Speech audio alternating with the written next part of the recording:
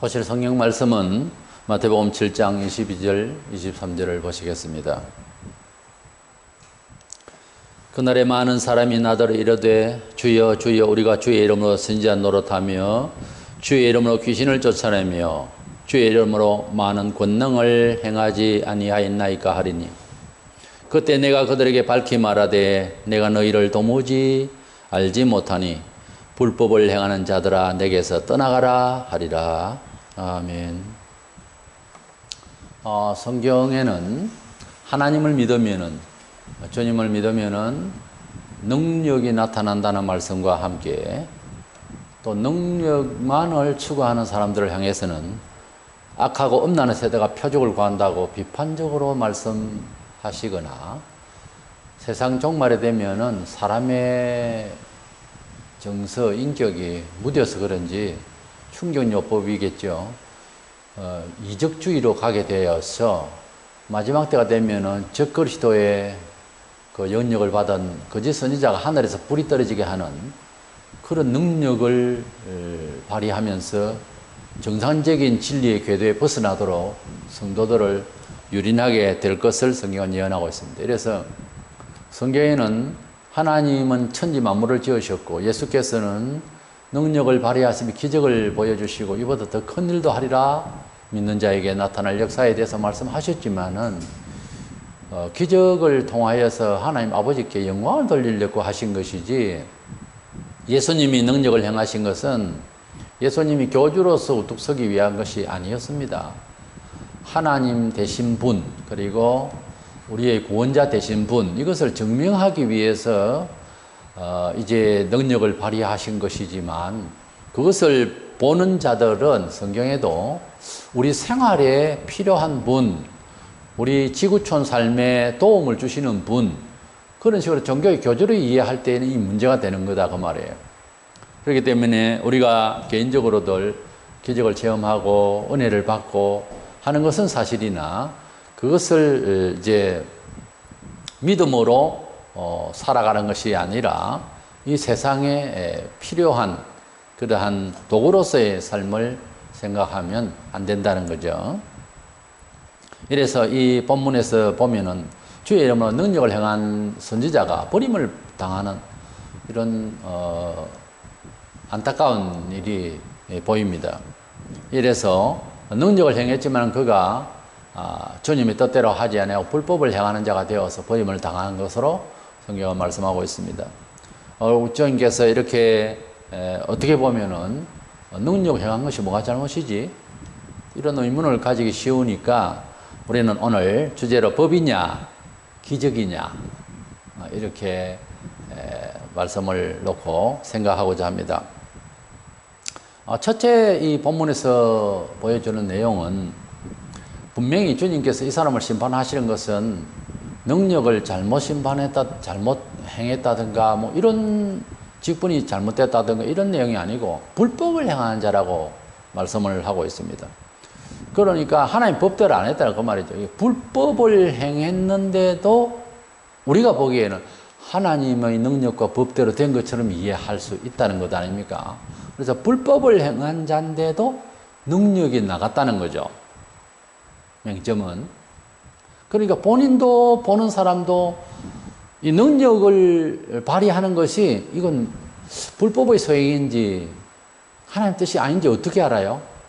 그러니까 우리가 많은 거짓 이제 지도자에게 속을 수가 있는 그런 상황이 보이는 거죠.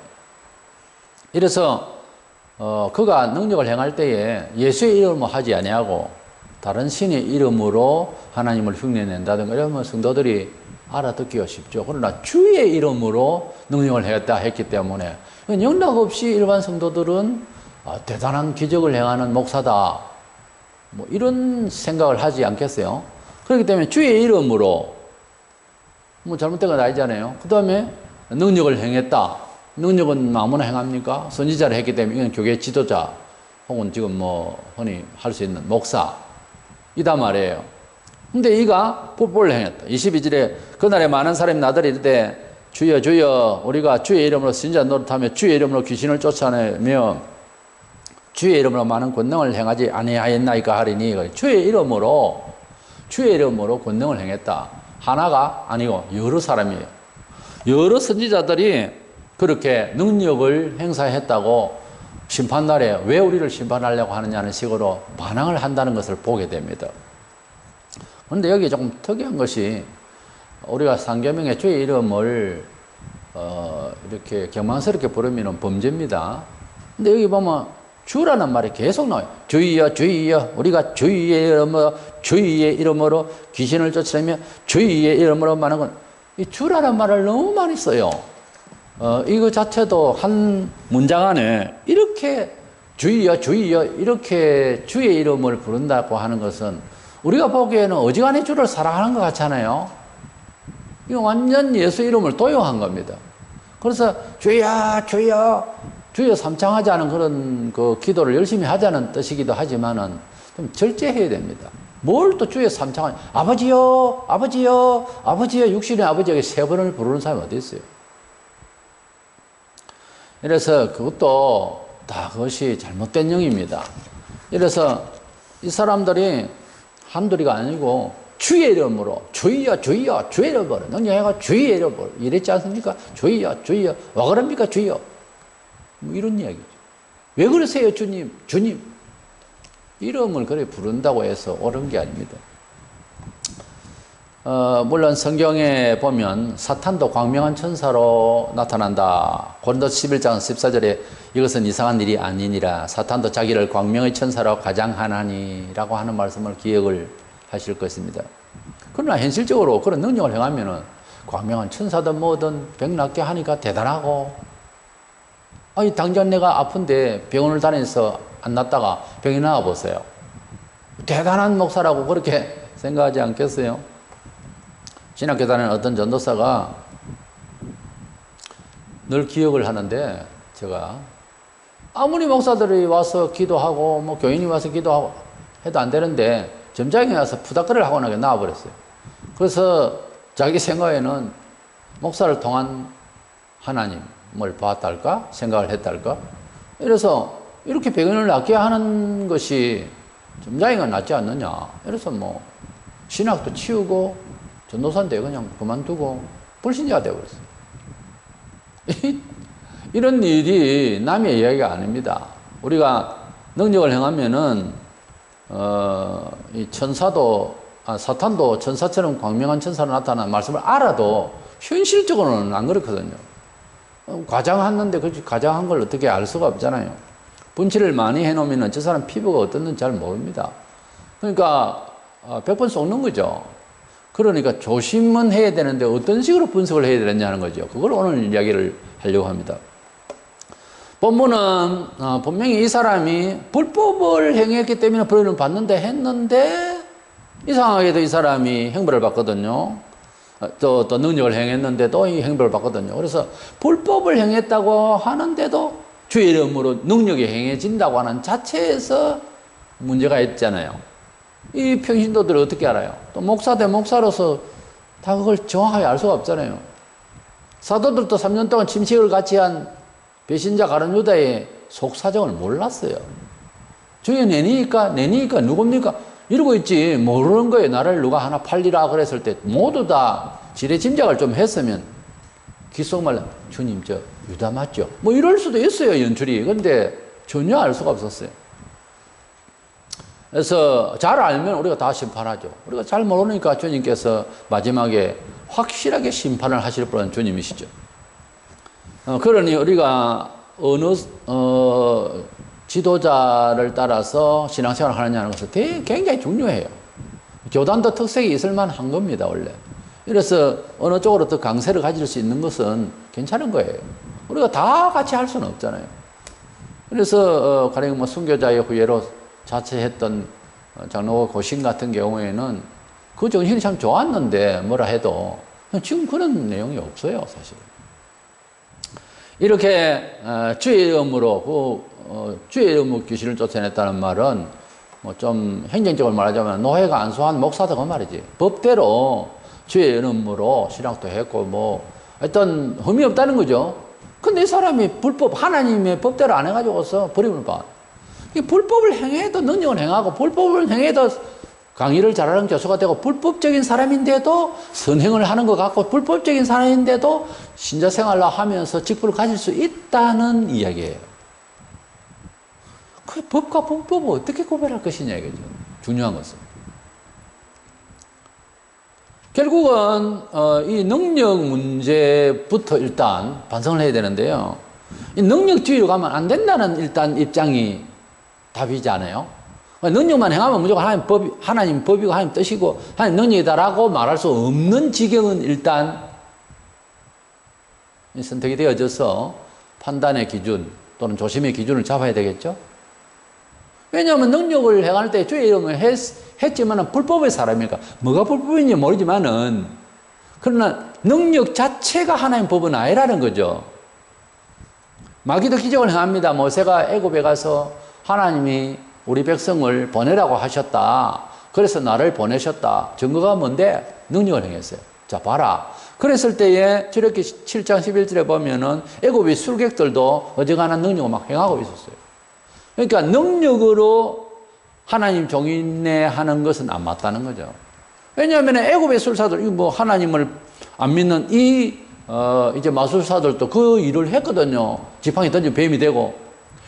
지팡이 던지가 뱀이 되면은 이건 기적이고 이건 특별한 이적이죠. 그렇다고 하나님의 역사가 아니잖아요.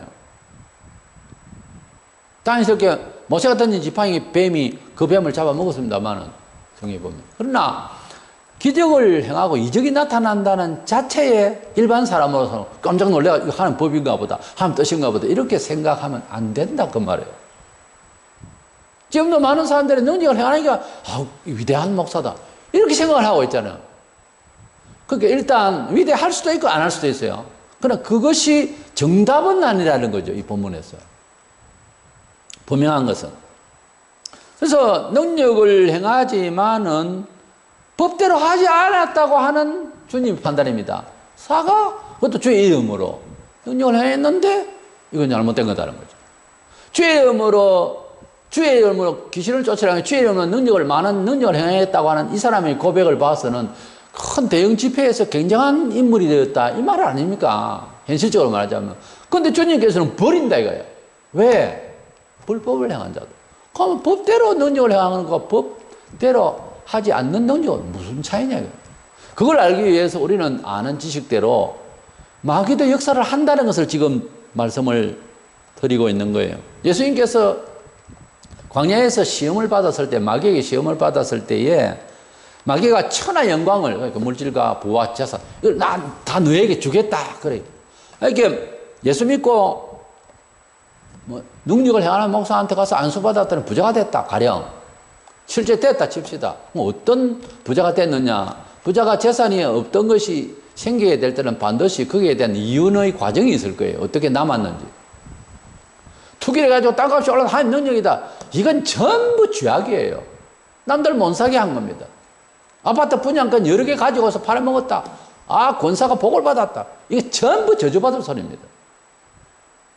내가 어느 땅을 사가지고 건축을 해서 큰 부자가 됐는데, 근데 투기꾼이 와가 또 그 집을 사가지고 또 돌리고 해가지고서 비싸게만 만들어 놔버렸다. 그 건축가로서는 죄를 지은 거예요. 그곳에 실령 돈을 좀 벌 수 있다더라도 이걸 통해서 죄악이 범람할 그런 여지가 되는 곳에서는 작업을 안 해야 됩니다. 근데 세상에 누가 그걸 작업 안 하려고 해서 돈이 생기는데. 그럼 어떻게 보면 정상적인데도 우연찮게 나중에 보니까 은혜가 돼서 복이 되었다. 이게 복이지. 의도적으로 남에게 해를 끼쳐가면서 그래 생각 안 했는데 남에게 해를 끼쳐지면 그것도 죄가 되는 거예요. 부끄러워해야 되는 겁니다. 내가 하는 일의 자리, 내가 떠난 그 자리가 아름다워야 된다 그 말이에요. 말세에 가면은 하늘에서 불이 떨어져서 놀래키는 이런 거의 선지자의 역사가 납니다. 이때 얼마나 놀래겠어요. 계시록 13장 13절에 큰 이적을 행하다 심지어 사람들 앞에서 불이 하늘로부터 땅에 내려오게 하고, 불이야! 성령의 불이야! 그러면 불이 확 떨어져서 확! 할렐루야! 하나님 나타났다. 안 그러겠어요? 요즘 정서로 봐서. 그래가 매몰되는 거예요. 신앙은 그게 아닙니다. 기적 같은 것은 다른 종파에서도 일어나는 걸 알고 있어요. 병이나 그런 무슨 예언이 혹시 이루어진다 해도 그것이 하나님의 뜻이다, 능력이다, 이렇게 신의 계시다, 이렇게 하지 말라 이 말이에요. 왜? 여기에 예수의 이름으로 공적인 사람이 역사를 했지 않습니까? 귀신을 쫓아내고, 특별히 귀신을 쫓아내고 능력을 발휘하고 대단한 사람이에요. 당당하게 나서서 맞서서 자기를 배려하는 것을 볼 때는 더더구나요. 그러니까 이 사람이 능력을 행하고 주의 이름으로 했지만은 주님이 보실 때에는 불법을 행한 자다. 그러니까 불법을 행한 것이 뭐냐 이거죠. 불법적으로 하나님 법대로 하지 않아도 능력은 나가더라는 입장에서 교회사에 신앙생활 할 때에 능력을 많이 나타난다고 낸다고 해서 하나님 법대로 사는 사람이다, 목사다, 그래 생각하면 곤란할 수 있다는 거죠. 아주 위험한 거예요. 그래서 인간적으로 이해하면은 우리 성도들이 그렇죠. 하나님이든 잡신이든 내 병만 나서면 되고, 지구가 뭐 갈라지든지 징조가 나타나든 말든지 간에 내 장사만 잘 되면 되고, 사실은 현실적으로 그렇게 산다고요. 이 문화의식, 문화에 대한 개념이 그런 식으로 되고, 자기 관리, 자기 가족 관리, 미래에 대한 이해, 지구촌의 삶에 대한 인생 철학이 그 모양이 되어 있으니까 이단에게 빠지고 난 뒤로 물들어서 잘 빠져나오도 못하고 난리를 치는 거예요. 다 자기 탐심 때문에 가는 몫입니다. 누가 어떻게 변명을 하겠습니까? 마귀도 기적을 행하고, 성경에 보면, 그리고 불법을 하나님 법대로 안 해도 목사 이름으로 귀신을 쫓아낼 수가 있다라고 하는 가정이 있으니까 귀신만 나오면 하나님 역사라고 하지 말라고 말해요. 아닐 수가 있는 내용이 나오잖아요. 여기에 사도들이 증거한 것도 예수님 입으로 말씀하신 거예요. 그럼 두 번째로, 결정적으로 거짓 선지자의 그 불법적 소행이 뭐냐 이거예요. 교회사적으로는 그가 아무것도 잘못한 것이 없는 것처럼 보일 수 있습니다. 그럼 능력을 행하지, 그리고 이름 났지, 그리고 주의 이름으로 늘 역사하지, 귀신을 쫓아내지, 뭐 그것만 보면 충분하죠. 근데 성경을 한쪽만 이래 보면은 그렇게 보여요. 능력을 행하면. 근데 옆에를 보면 악하고 엄나는 새가 표적을 기적을 구한다, 이렇게 되어 있잖아요. 그리고 종말에 가면 거짓 선지자가 표적과 기사를 행한다, 그래 놨잖아요. 그거는 왜 안 봅니까? 이거 말세를 하면서 이 말세에 능력을 행하는 사람이 혹시 그런 사람이 아닌지는 왜 안 보느냐 그 말이에요. 우리의 마음이 잘못되어 있으면 그것을 예사로 긍정적으로만 보지만은 하나님 앞에 정결을 유지하는 사람은 죽는 날까지 조심성 있게 봅니다. 와락 거기에 빠지지 않는다 그 말이에요. 본문 23절에 그때 내가 그들에게 밝히 말하되 이 말은 아주 확실하게 깨우치게 해주겠다는 거죠.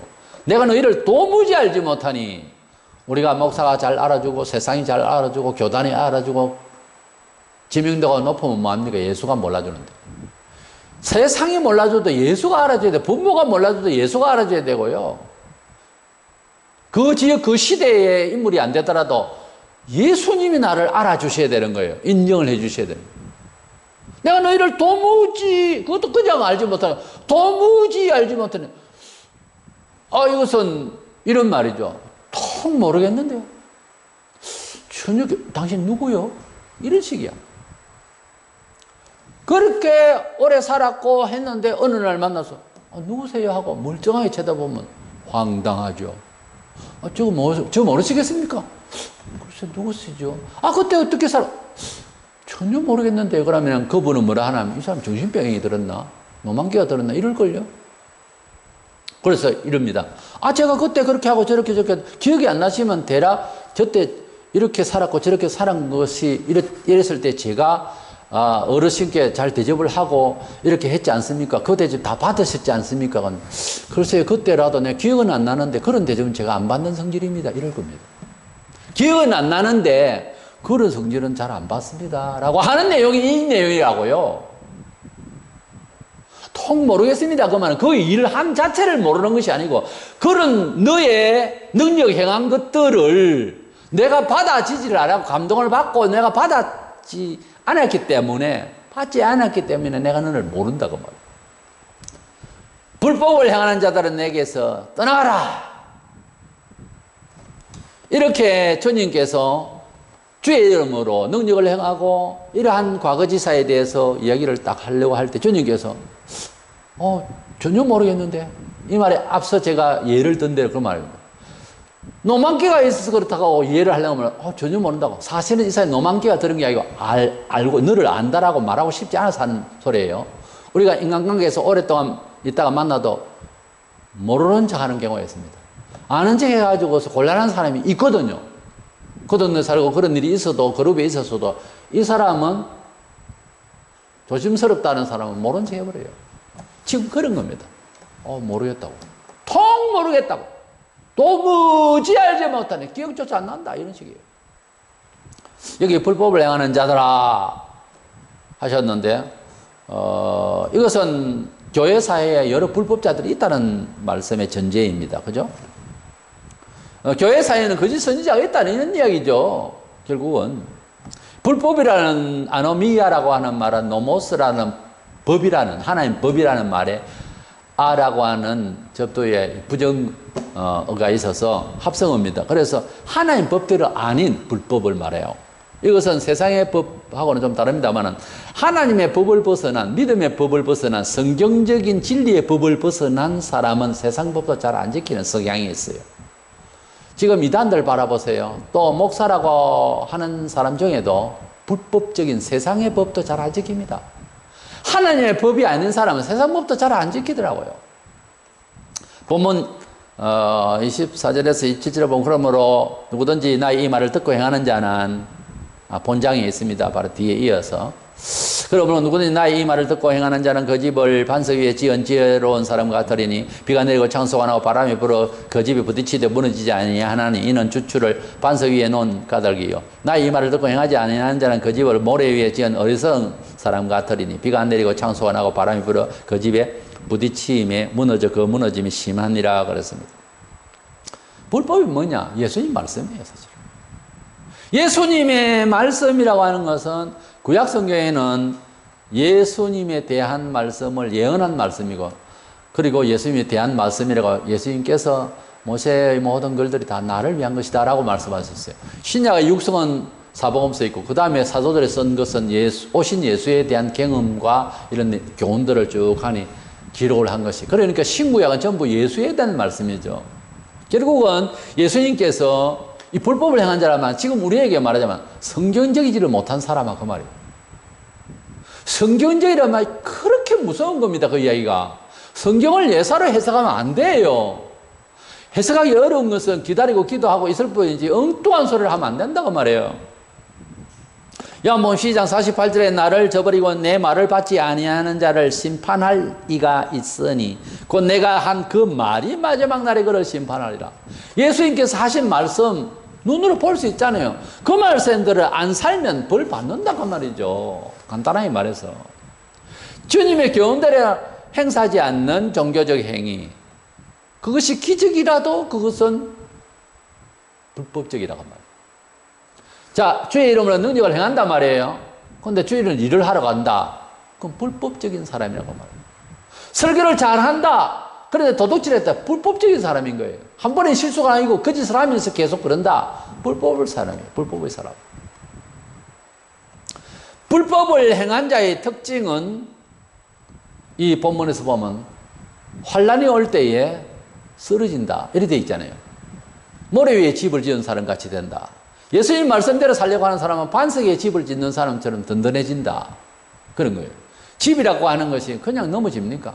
폭풍이 불고, 그러니까 영적으로 환란이 오고 시험이 올 때에 정상적인 신앙자는 주의 이름을 부르지만 비정상적인 신앙자는, 그러니까 종교적으로 그냥 교회 왔다 갔다 혜택을 좀 받을까 해서 기도하고 이런 사람들은 떠나버려요.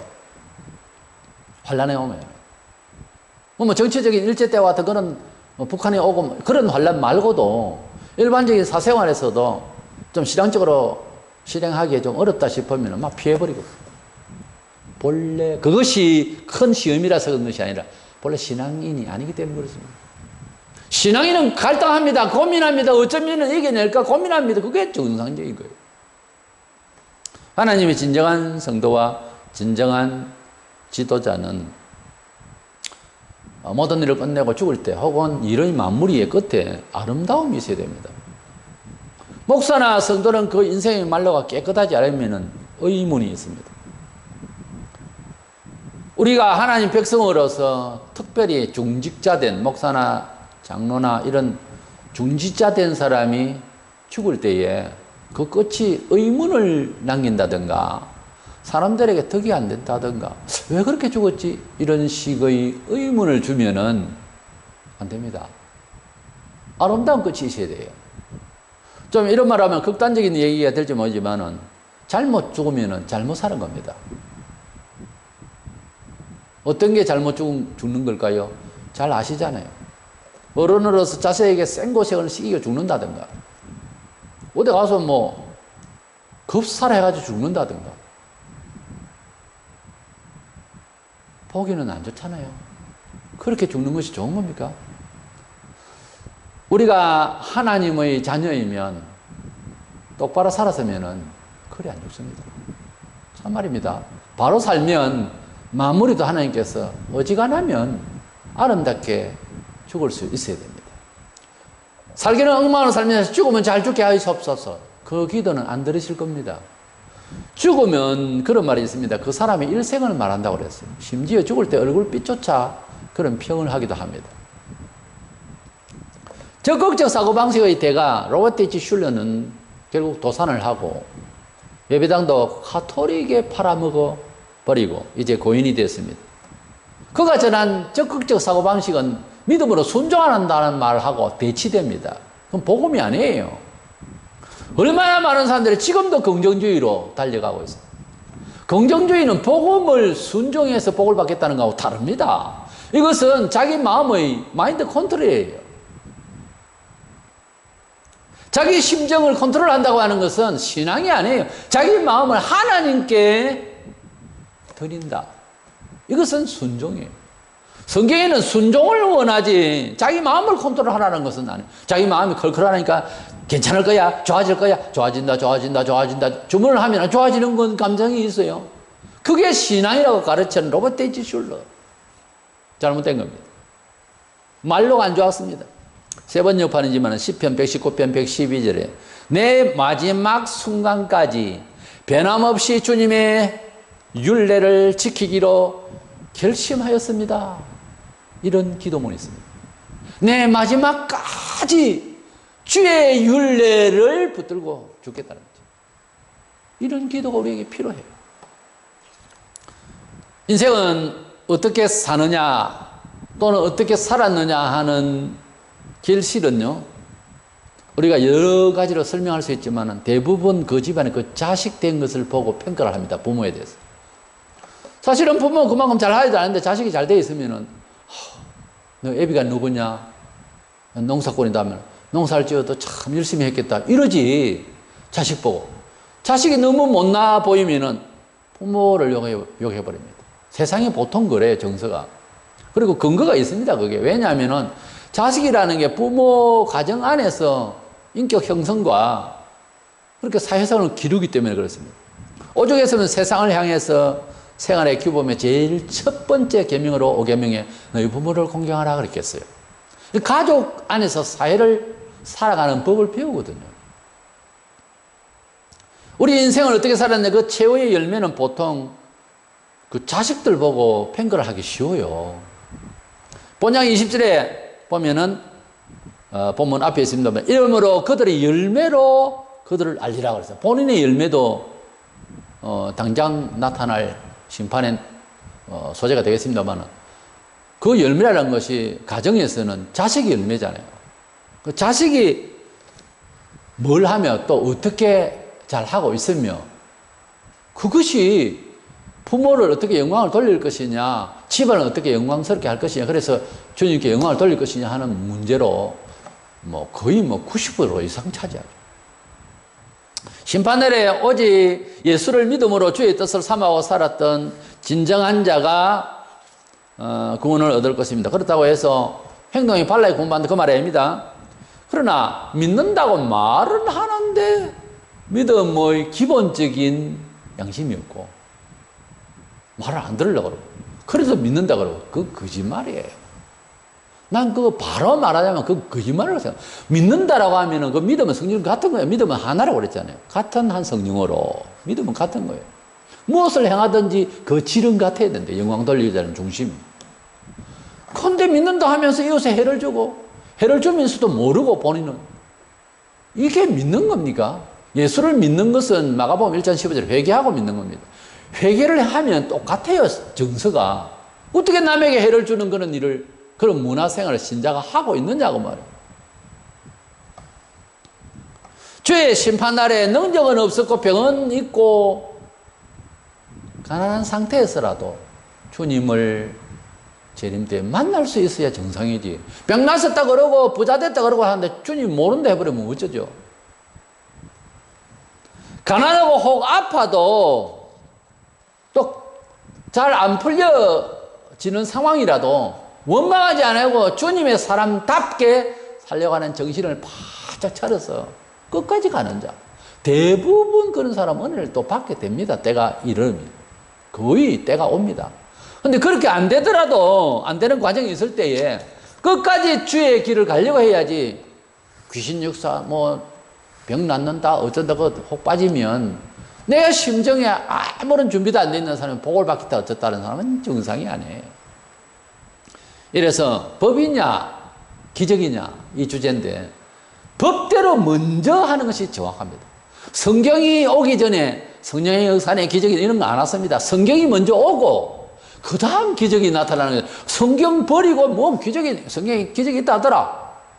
그러니까 기적만 행하면은 하나님의 역사인가 하고 생각하는 잘못이다. 성경이 있고 그 다음에 성령이 오셔서 우리에게 성경대로의 믿음을 행사하라고 그러거든요. 그런데 성경에는 중요한 것은 성경적이지 않아도 기적은 난다라고 하는 이 내용이 있으니 이게 문제다 그 말이에요. 그렇기 때문에 기적이 먼저냐 하나님의 법이 먼저냐 제가 그랬잖아요. 법이 먼저잖아요. 왜냐하면 주님께서 기적이 결과적으로 좋으면 좋은 거다라고 했다면 심판하실 일이 없잖아요. 때문에 기적이 혹 안 나타나더라도 하나님의 뜻 가운데서 언제 또 기적이 일어나고 은혜를 받을지를 모릅니다. 이 하나님의 말씀을 사모하는 가운데서 기적이 일어나야 정상인 거죠. 저 같은 경우에는 21세에 불신녀가 나와줘서 병이 낫지 않는 불치병인데 성경을 읽다가 한 2년 반 만에 회복이 되고 건강을 찾았어요. 안수를 받고 하는 그런 교단이 아니다 보니까 그런 행사도 없었어요. 하나님의 말씀을 사모하는 가운데서 부요도 오고 하나님 말씀대로 자식을 가르치다 보면 좋은 자식이 되어질 수 있고 하나님 말씀대로 사업하다 보면은 은혜 받아서 사업이 잘 될 수가 있다. 그 말이에요, 제 말은. 법이 먼저냐, 기적이냐? 기적은 차선이에요. 오늘 주님께서 불법을 행한 자라는 말씀의 큰 중요성은 주님의 말씀대로 하면은 반석에 집을 짓듯이 든든하고 주님의 말씀대로 살지 않는 자는 모래 위에 집을 지은 어리석은 사람 같아서 비 오고 창수가 나고 바람 불면 자빠지듯이 하나님의 말씀인 주의 말씀이 먼저라는 거지. 이 기적을 행한 사람은 주의 말씀은 필요 없고 그래서 설교를 들어보면은 성경 지지를 못한 소리를 마구잡이를 하는 겁니다. 기적만 나타나면 된다는 거지. 지금 한국 교회 사회에도 얼마든지 그런 목사가 있습니다. 온갖 추문과 사회의 심판대에 올라서 그냥 잘못됐으면 잘못됐다 하면 될 일을 잘못도 없는데 핍박을 하기 위해서 잡아갔습니까? 잘못이 있었으니까 잡혀가는 건 아니에요. 그럼 빨리 잘못했다 해야 되는데 해결 안 해요. 잘못 없다 이거지. 좋은 변호사 불러가지고 흑이 백이다 이거지. 검은 게 흰 거를 자꾸 맞춰가는 거예요. 이게 불법을 행한 자의 소임입니다. 아무리 능력을 행해도 이 점을 알고 기적보다는 법이 먼저다. 이것을 깨닫고 주의 뜻을 사모하는 저와 여러분 되시기를 원합니다.